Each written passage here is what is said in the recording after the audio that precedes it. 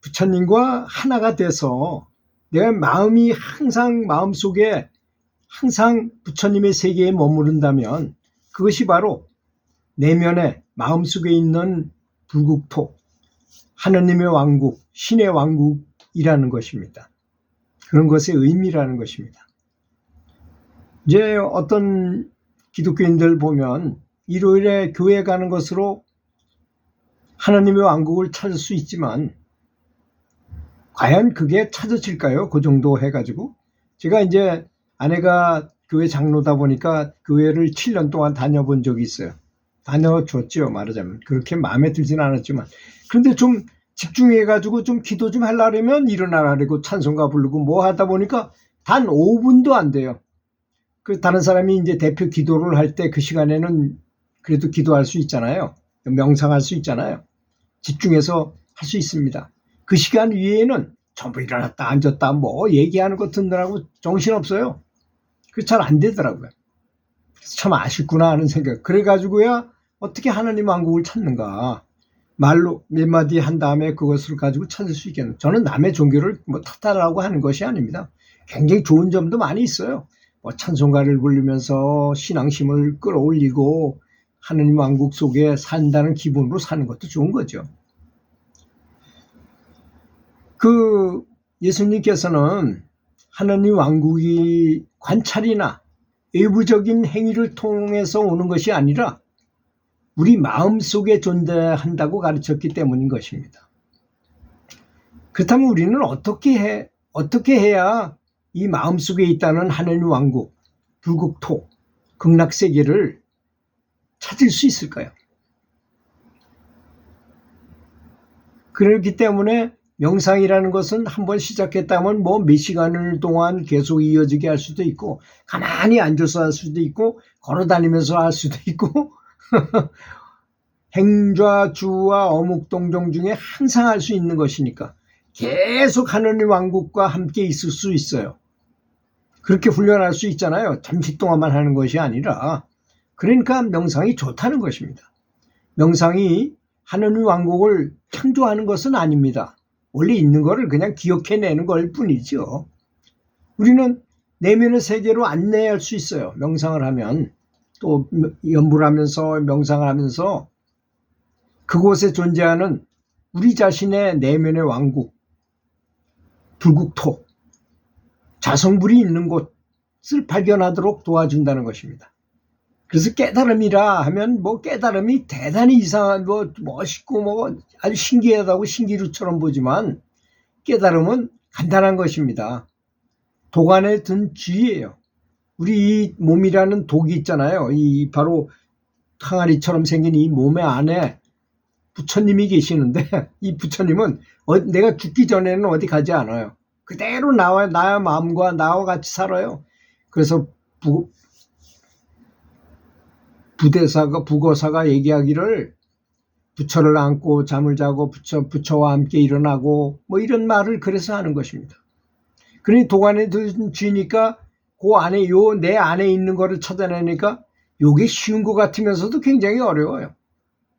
등하불명이라고 불 밑에가 더 꼼꼼한 것처럼 참 그 안에 있는데 그걸 찾지 못해요.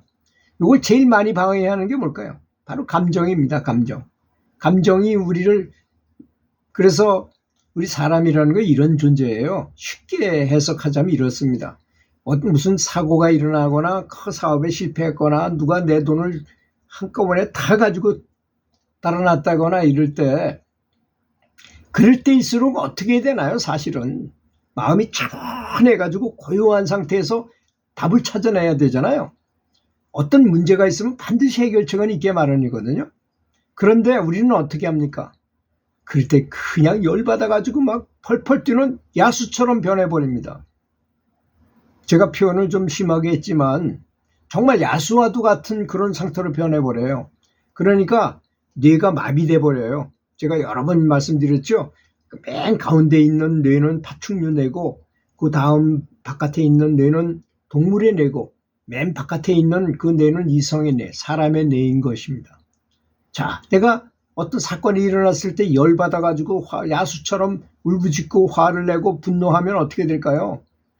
시커먼 연기 같은 코티솔이나 노르아드레날린 같은 전쟁 호르몬이 확 분비되는데 그게 시커먼 색이에요. 그것이 분비돼가지고 뇌를 탁 잠식해서 다 마비시켜버립니다. 눈에 베이는 게 없다는 말이 바로 그런 뜻이에요. 열받으면 눈에 베이는 게 없어요. 화가 나면. 살인도 막 감행하는 것입니다. 그렇기 때문에 도저히 평상시에 있을 것 같지 않은 행동을 해요. 그럴 때. 마비되기 때문인 것입니다. 그런데 생각해 보세요. 큰 일이 생겼어요. 그러면 염불을 하면서 부처님께 기도를 하면서 마음을 차분하게 가라앉혀야만 그 다음에 문제에 대한 해결책이 떠올라요. 어떻게든 떠오릅니다. 또 이런 경우도 있어요. 내가 이걸 바랐는데 엉뚱한 게 이루어지는 경우가 더 많아요. 왜 그럴까요?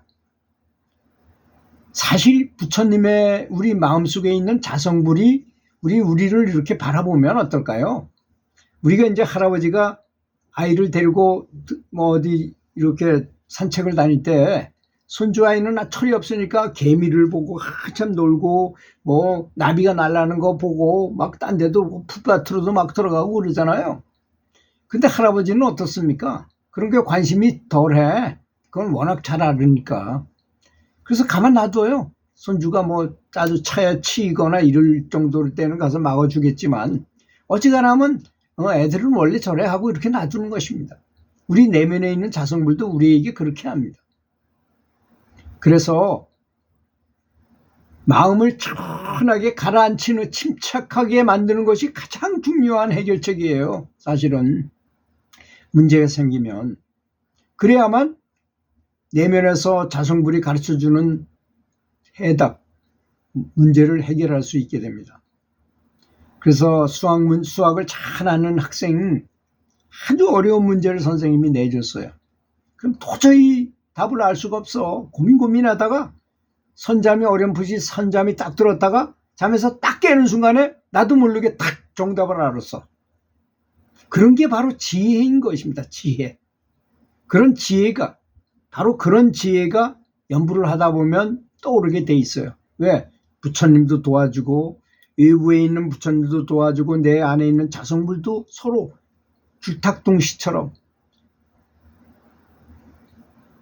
병아리가 나올 때 되면 안에서 삐약삐약 소리 질러요. 이 계란 안에서. 그러면 엄마가 듣고 바깥에서도 쪼아주고 안에서는 병아리도 서로 쫍니다. 서로 쪄가지고 이걸 깨르고 나와요. 그거하고 똑같습니다. 이 도라는 것은. 지혜를 얻는 것도 똑같아요. 작은 지혜든 큰 지혜를 얻어서 완전히 깨달으면 그렇지만 큰 깨달음은 이런 작은 깨달음이 반복돼 가지고 나타나는 거지 한 번에 탁 깨달은 경우는 드물어요. 그걸 알아야 될 것입니다. 그래서 침착한 마음을 갖도록 노력해야 할 것입니다. 결론적으로 명상은 우리에게 신의 왕국을 이해하는 데 도움을 주고 우리 자신의 내면에 존재하는 진정한 왕국, 하나님의 왕국을 발견하도록 이끌어 준다는 것입니다.